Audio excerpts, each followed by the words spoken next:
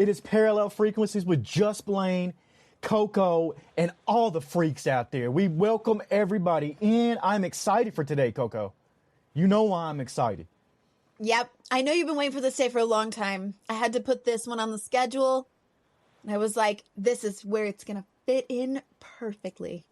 I was in studio here. I was on an hour early today. I was sitting here waiting. You saw me. You came in, and I just been here. I've been Were you waiting. like jumping up and down on your tippy toes? Yeah, but before we get into to Wistful Wednesday and the big flick, oh my gosh, I can't wait. Let me just give you a little teaser. Ooh, there you go. There's your tease. Ooh. But let's talk about what's going on right now. What have you been watching? You watched anything good lately? Oh my gosh. You know, and it's better when I catch up on the shows and the movies that we are actually going to cover. And sometimes I get caught up in just like the trash TV type stuff. Oh yeah. And oh yeah. We've talked about that before, where we talked about how I love the Kardashians, but there are certain shows that you watch that they really do leave you feeling just like a grime of filth on your energetic aura when you're done watching them. Do you know what I mean? And I don't super love that, but I've been catching up on some shows that are filmed right here, local to us. Yeah. So I want to check it out, see what's going on. And I was getting caught up a little bit on The Secret Lives of Mormon Wives yesterday. Okay.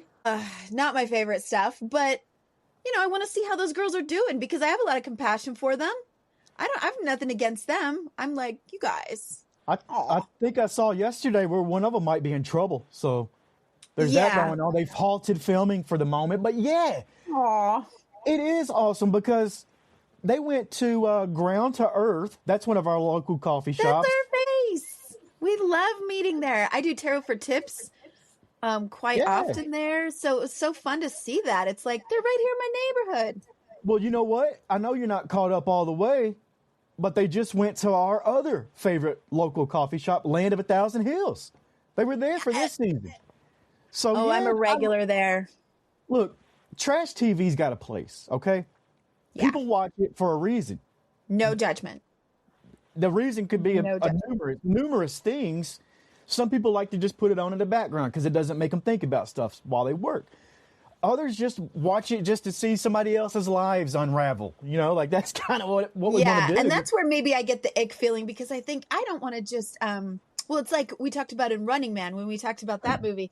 Why are you watching this? Like, why are you watching people be in pain and have drama and their lives unravel? And I guess maybe some of the ick comes from I don't want to contribute to that and I don't want to make that entertainment. These are people's real lives. But I do have a lot of compassion for the people in the show. And if any of them want to come see me, Taylor, if you need me, I'm right in your own backyard. We can book a session. You and I will work some stuff out. We should get one of the Mormon Wives to come on the show. That would be awesome. We should get one. It can't be hard. We'll find one of them. We can get one of them. The Mormon Wives, Secret Lives of Mormon Wives. We want one of them girls on this show to come talk to us. And it's not to bash it. We just want to really talk about it. Yeah. The Real Housewives of Salt Lake, they filmed one episode right in my front yard. Literally. Right here. That's wild. Out the window. You should have come out in your full witch garb. I wish I would have been walking out in my slippers and my curlers in my hair and being like, what are y'all doing at my park? With your drinks, with a cup in each hand, you know, drink goblin, what's going on over there? What are you guys talking about? They were talking about really deep emotional things. And so I was a little bummed that I wasn't there in that episode because I wanted to step out and go, hey, do you guys want to step inside my little witch's cottage right here across the street? We can have a chat. It'd be great. It's okay to feel sympathy, sorry for them, but also in the same vein, it's not, because you got to realize these people signed up for this. They know what they're getting into. They know what they're doing, and they're making money off of it. So yeah. You know what I watched? I watched something crazy, and I've been pumped about this. It's one of those I put on late at night, not expecting anything, and then sat there for 2 hours. It's called Good Luck, Have Fun, Don't Die. And the title alone hooked me. But then I started watching this thing, and Gore Verbinski directed it, and he's done Pirates of the Caribbean. He did Rango. which another buddy of ours, James Ward Burkett, worked on Rango. And Our I can feel bestie. there's a lot of coherence vibes in this Good Luck, Have Fun, Don't Die. Ooh. It's Sam Rockwell. I love Sam Rockwell. Yeah. I think he's great in everything he does. He comes into a Norm's Diner, and if you live in L.A. or if you've ever been there, you know what Norm's Diner is. Me and my wife, Lindsay, used to hang out at Norm's all the time. It's a old school 60s style diner, but he goes into a Norm's. He looks like a homeless dude, and he says, hey, come with me if you want to save the world. And it could have went a whole lot of different directions. It could have been, oh my God, this is a homeless guy. He's insane, which some people do think. But no. This movie actually is true to what he's talking about. I don't want to give too many spoilers away. It's incredible. It was a crazy watch. And yeah, like I said, it gave coherence vibes in some parts, not all of it. But it's got that sci-fi, that adventure. It's I'm going to tell you, there's some heavy parts in there too, because we always talk about how media and the stuff coming out kind of reflects what's going on in society, and it's a mirror of us. And this one is heavy on the AI. It's heavy on AI. It's also heavy on another subject, and it's heavy on school shootings. I'll just say that straight out. And if that makes you triggered in any way, this movie's probably not for you, but it hits hard. It hits very hard. And you start thinking about it, you're like, whoa, this is a crazy sci-fi movie, but holy shit. Like, that's kind of what it makes you do. But I loved it. I thought it was great. We're going to cover that. That sounds right up our alley. So that's going to go on our list for sure. That's going to go on our schedule. Schedule queen right here. I got it. I'm on it. The schedule queen is Coco. She puts the movies. If you guys ever want to hear us talk about something, if the freaks out there are clamoring to hear us talk about a movie like we are today, I know they've been clamoring for this one. Hit us up. Hit Coco up. She schedules it. Absolutely. All considerations, all ideas considered. That's out there. But today is Wistful Wednesday, and I've already teased it. And let's get real for a second, though. Let's set this thing up. What if I told you the scariest thing about space isn't the distance, the cold, or the loneliness? It's that you might not be alone. And whatever's out there with you, it doesn't care about your dreams, your family back home, or the profit sharing plan that the company has set up. Today, we're talking about Alien right here. And here's the big chap. I'm going to open this thing up. Look at this. Ooh. Highly detailed big chap. Never been on a high shelf. Yeah, and I'm a huge fan of this movie. Always have been, for tons of reasons. And this movie came out 45 years ago, 1979, 45 plus years ago. And it still hits hard right now. It's totally the film that came out and said, in space, no one can hear you scream. More importantly, it's the film that really taught us that corporate capitalism will absolutely get you killed. That's what's going on here. Let's get into this movie. Coco, you had never seen Alien until what, about a year ago? Yeah. Oh, it was probably last year. Yeah. Which is why I love this partnership, because there are a lot of movies that I just bypass throughout the years. And that's not because I'm not a horror fan. I'm actually a big sci-fi and horror fan for the most part. I mean, how many times have I talked about X-Files? Yeah. On this show? But I guess somewhere along the way, there were just shows, or movies, things that passed my way that I just went, I'll get to it later. I'll get around to it someday. And never really did or had an opportunity, I guess. And I generally knew enough about it from all the parodies done. I mean, how many times have you seen somebody have an alien bust out of their chest in some parody or another? So I was pretty clear on where that came from. Knew that was something that I was going to get to someday. But I love being forced or challenged to be like, you got to watch this movie. This is the one. It's the time. We're doing it now. Let's go. I've gotten to see some really amazing movies because of that.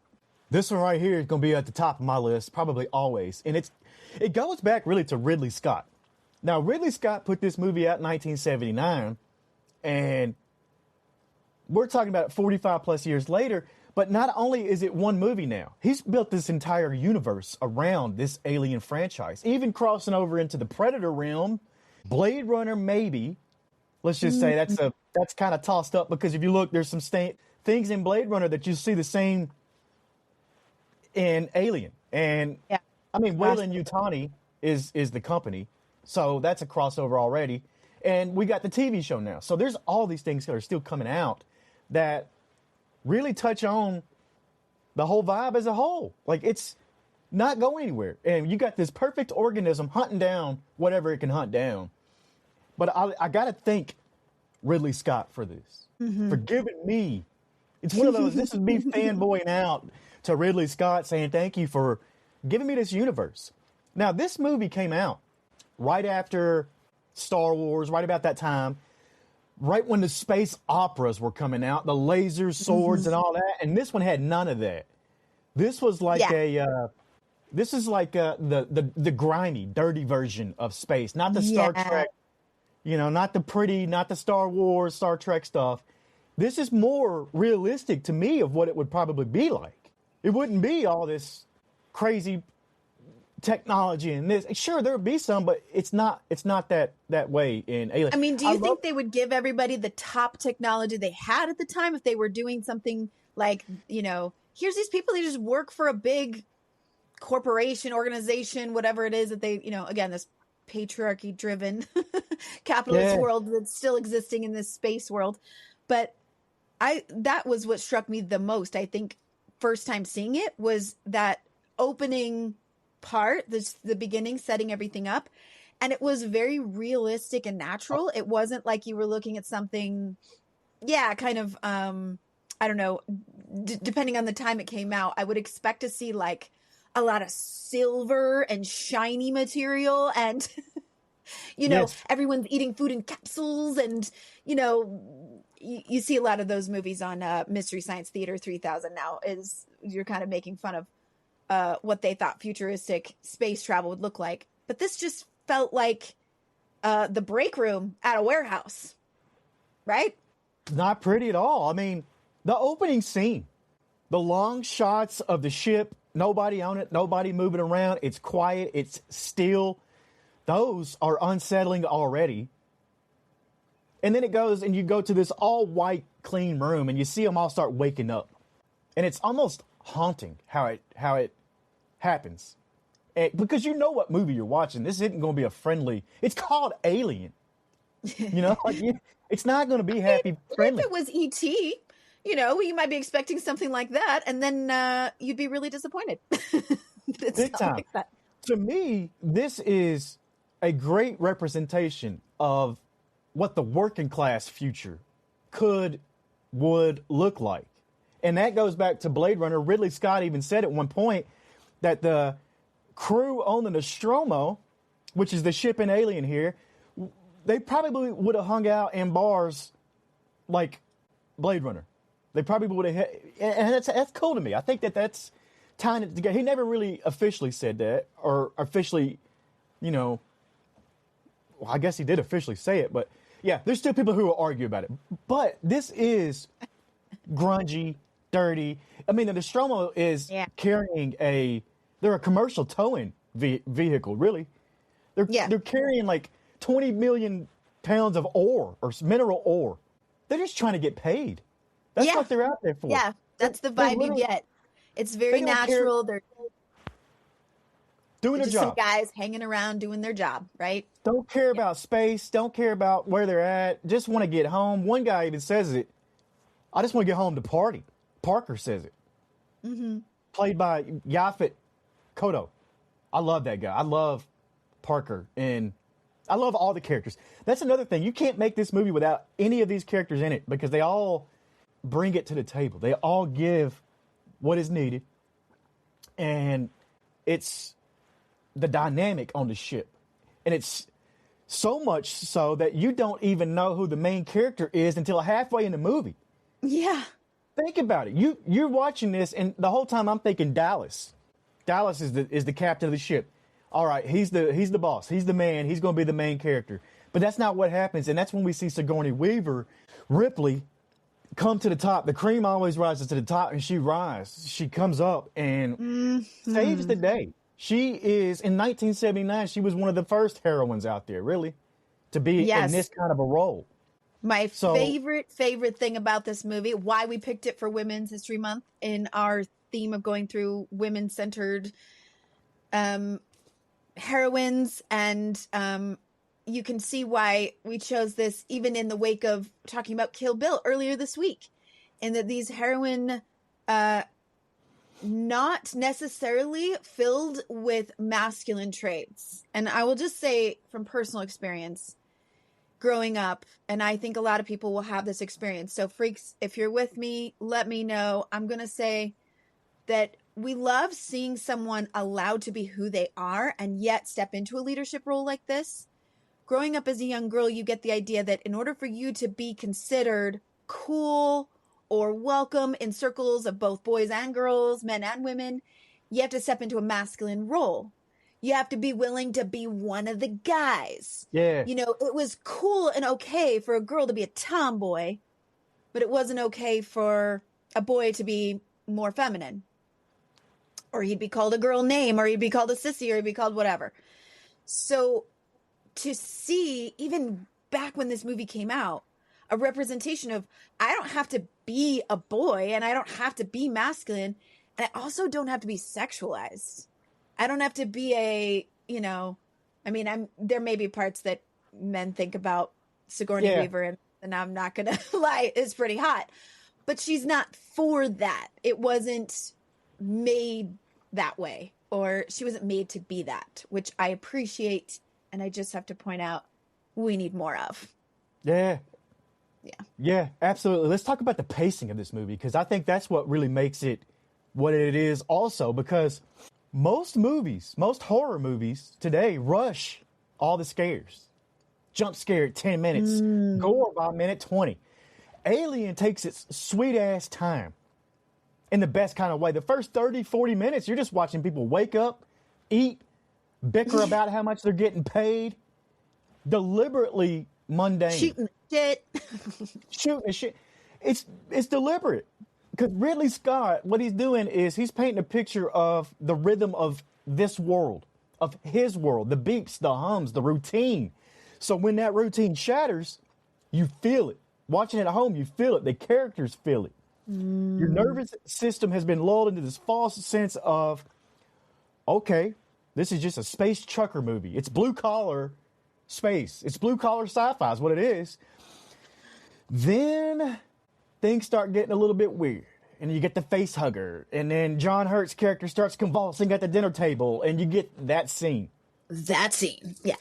And the careful pacing is what led to it being an even more shocking scene in film history than it already is. Let's talk about that, though, because you said it off the bat. That's been parodied. It's been mimicked. It's been done in other Alien films. The TV show, it's a staple now in Alien that you got to have a chest burster scene.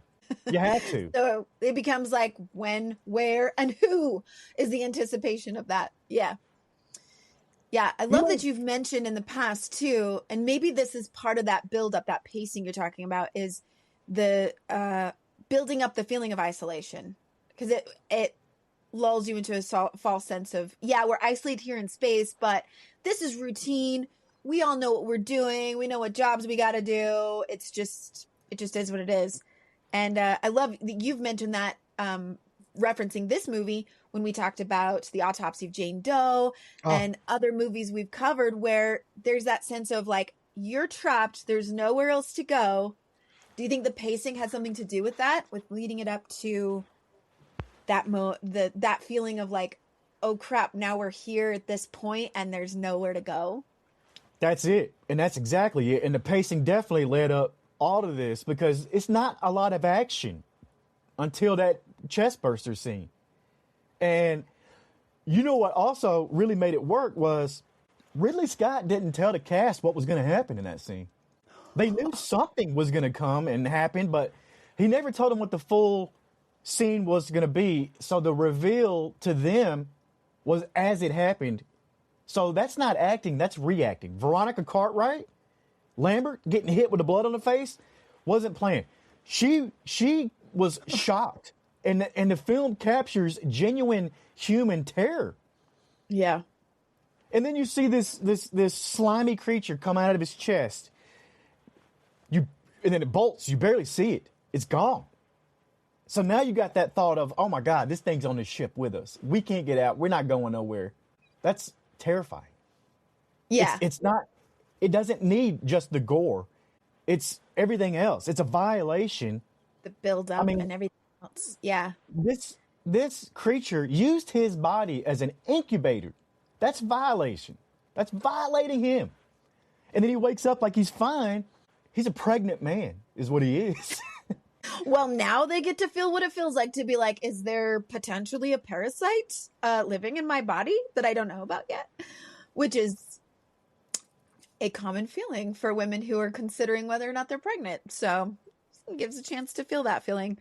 And I've mentioned before how much I love less is more in horror. So the fact that you barely see it, or that it's this moment and then it slithers off and then it's just kind of this idea of something that's terrifying. It's more so than having just this monster, right? Yeah. Like, I feel like once you see the monster, even if it is going to kill you, even if it is deadly, it's less terrifying to the audience. It's less terrifying to the people, the actors playing these characters, experiencing it. I feel like when it's now hidden somewhere on the ship, that's just going to intensify the fear. Now, let me ask you this, though, because when you did see Big Chap, as they call him, when you did see him, did you lose any of that fear, or did it make it worse in this movie? It might be one of the less on this one, but as soon as I see it, I'm less scared. I mean, It's something now that's like, I know what it is. I see it, especially if you're seeing the full form of it, because sometimes you don't. Sometimes you just see, the face or just the teeth. Yeah.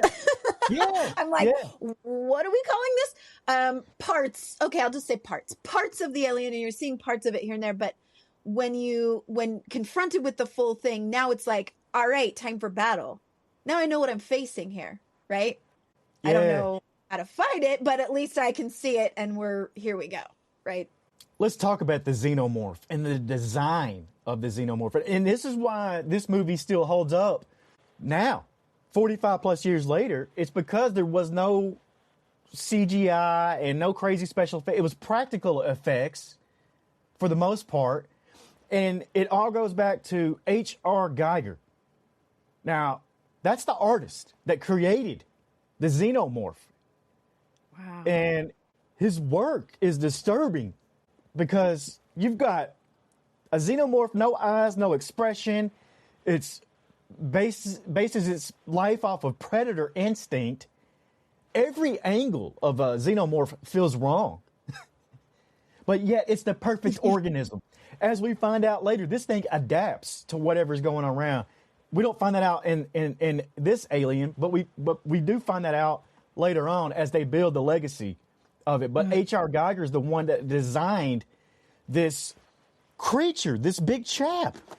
And to me, it's one of the most terrifying creatures in any creature flick, in any horror film. But got to give credit where it's due, right there. Yeah. The creativity. I love it. And it only continues to evolve in other Alien movies. And now we've got other types of xenomorphs and face huggers. And even in Prometheus, we saw a whole new race of people. Like, there's all kinds of things that are going on. Oh, yeah. Let's talk about Ellen Ripley, though, because that's what we're here for. Now, she's the blueprint to me for a heroine, a hero. Mm-hmm. Just a pure-blown hero. Doesn't matter what sex she is. Mm-hmm. But Sigourney Weaver as Ellen Ripley, I don't think anybody else could have played Ellen Ripley like Sigourney Weaver did. You can't cast anybody else in that role now. You got to look at what makes her really different in this. And she kind of knows her role. She knows her place. She's not the captain. She's the warrant officer is what she is. But she's also smart. She follows those protocols and rules until she doesn't have to. Until she knows somebody better step up or we're not going to make it out of here. And that's when you see her rise to the top. Think about the things that she did. She's the only one that says, don't let them back on the ship after the face hugger. She questions Ash very early on in a way that almost, if you watch it back now, after me watching it however many times I've seen it, I watch it back now, I'm like, when did she know? Because it seems like real early on, like she was onto something about Ash. Nobody else seems to pick up on that. But I think she's literally the smartest person on that ship, but she knows her role. And she's a badass, but it's built up. She's not a badass in one frame. You know, she's a badass because she's surviving. And that's what continues to make her this badass. It's like, and I don't care what you... She's pulling on some extremely realistic reasons why she's showing us in this movie really well why women do make good leaders. Yeah. I was going to say that about her knowing things before anyone else knew them, or you could kind of see how she's figuring things out. There are biological reasons why women make good leaders. The gray matter in our brains being able to connect left and right brain. We have patterns that represent empathy.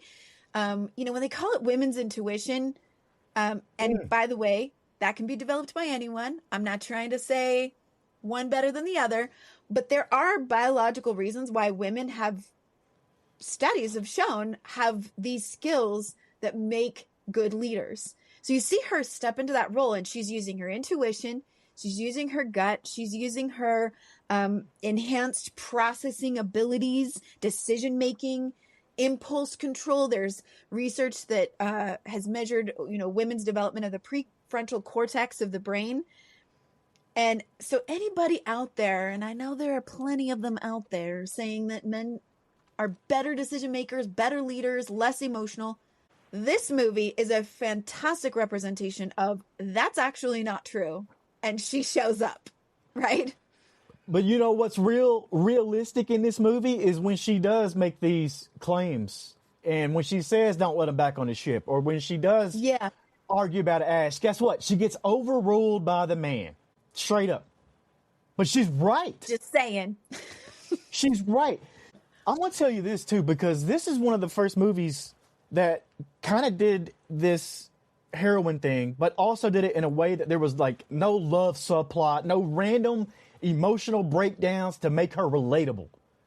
The relation to the viewer at home is she's one that's just trying to live. She's trying to survive.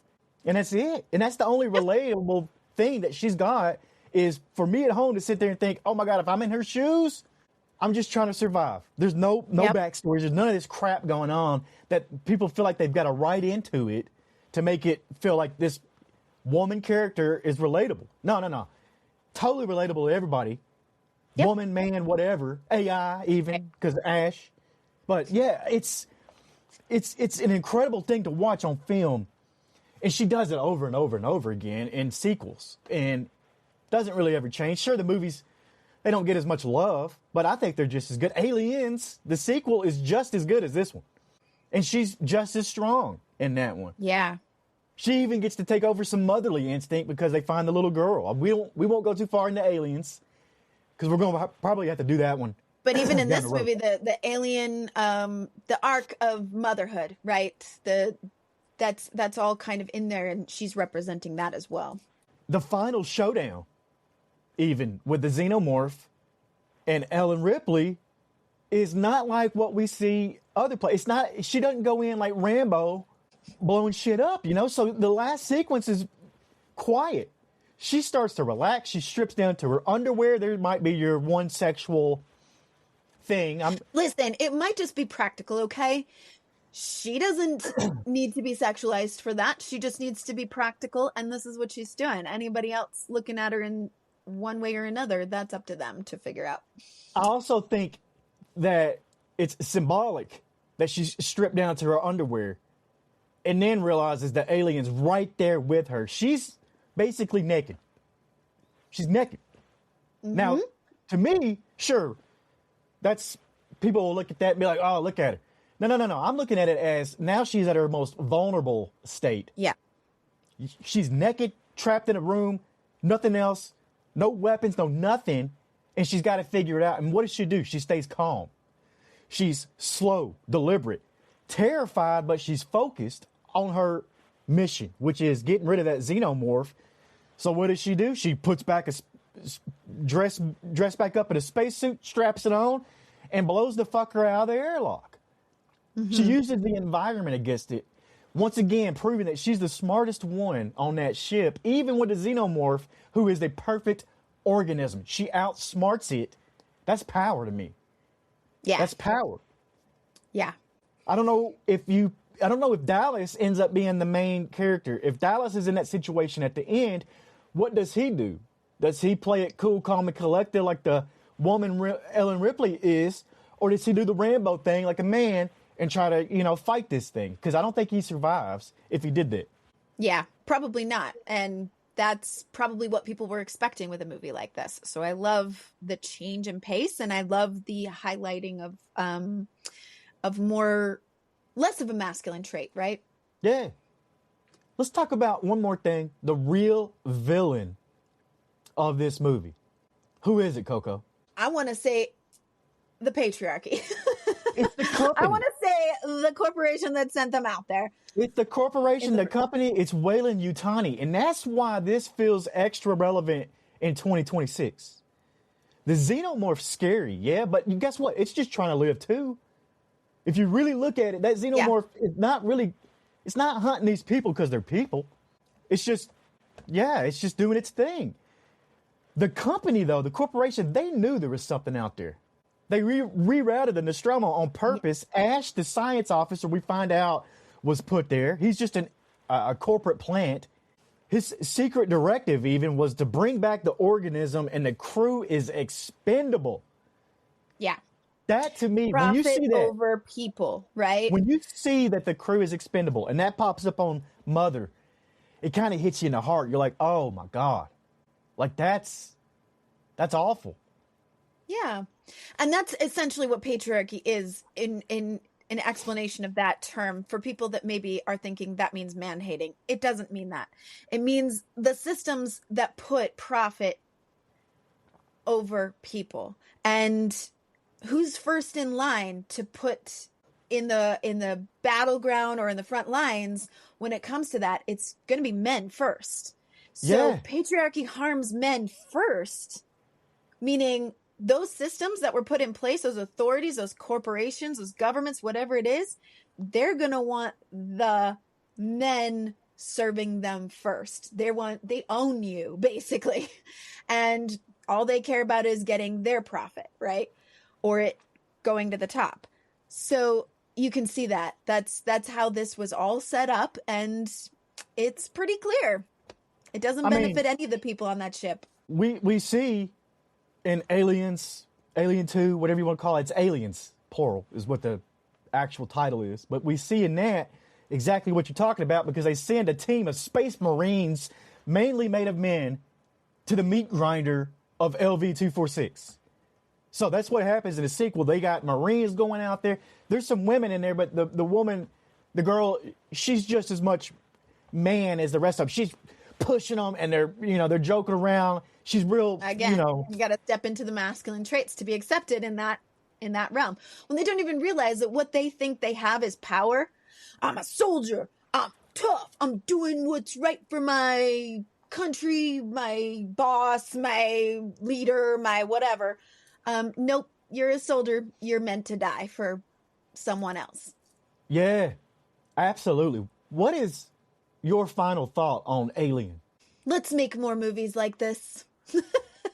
That's my final thought. Let's put more Sigourney Weaver actresses into these roles. Let's see more of this, and let's see it. Because if art emulates life, and these movies are showing us what we've gotten ourselves into as far as a society goes, maybe that's where we start to make some changes from that patriarchal system to a more matriarchal system. Have you seen any of this? Have you seen the sequels at all yet? Yeah, I have. I've seen Aliens. Yeah. James Cameron knocked it out of the park too. Like, we're going to do that one. We're going to break that one down because it's up there. I think it won an Oscar too. Maybe. I can't remember. It's at least nominated.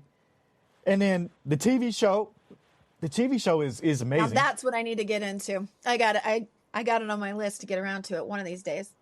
All of the movies, even the latest, Alien Romulus, was amazing. Big Chap actually makes a return in Alien Romulus. No spoilers there, but he does. He shows back up. All right. She, whatever it is. So you need to check out. I'm so in the Alien universe. And you know what? My final thought's going to be a little bit different today because I've said this before. I've said that I'm going to tell you why this is the scariest movie of all time, but we're going to do it like this. I got to put the cowboy hat on this because I feel like I'm about to go into a Joe Bob Briggs style of rant on why this movie is the scariest, absolute scariest movie of all time. Let me paint this picture. Like I said earlier, 1979, Star Wars came out 2 years ago. Everybody's doing these space operas, laser swords, happy endings. Then Ridley Scott shows up and says, what if space is the worst place you could possibly be? And what if instead of adventure and heroism, it's just you, your crewmates, and something that wants to use your rib cage as a nursery? No cavalry, no escape pods that work, no beaming up, Scotty. No Star Trek stuff here. Just a cold, empty vacuum outside and something worse inside. Let me tell you, I got 6 points of why this is the best and scariest movie of all time. Number one, it strips away every safety net there is. It removes every illusion of control. You're in a ship you can't get out of. You're controlled by a corporation and you don't even know it. You can't call the cops. There's nobody around for 10 million miles or more. And that's probably an understatement because they even said that at one point, how far. Number two, the monster is perfect. H.R. Geiger already said it, made the perfect creature for film. This creature is, in a way, sexual, sleek in all these designs, but it's violent at the same time, deeply uncomfortable in ways I can't quite articulate. You just got to see it. Number three, the pacing of this movie is cruel to the viewer at home. This movie does something mean to you and it makes you wait. First 45 minutes, almost nothing happens. You're just watching blue collar space, like I said. They complained about their money. Who out there's not paid enough? Everybody, right? Nobody makes enough money these days. But like I said, this is Ridley Scott teaching you the rhythm. And then everything comes to chaos. Number four, the chest burster scene. Oh, yeah. You can't compare this to anything else. This changed the game of film. Let's just be real. It's the most iconic scene, most iconic moment in a horror film to date. To date. John Hurt sitting at the table, chest burst out. The reactions are real. You can't do this again. Number five, it's about class. We already said it. The corporation, the company. Weyland-Yutani sent them there knowing full well what might happen. And that's what's scary too, because we still see this today.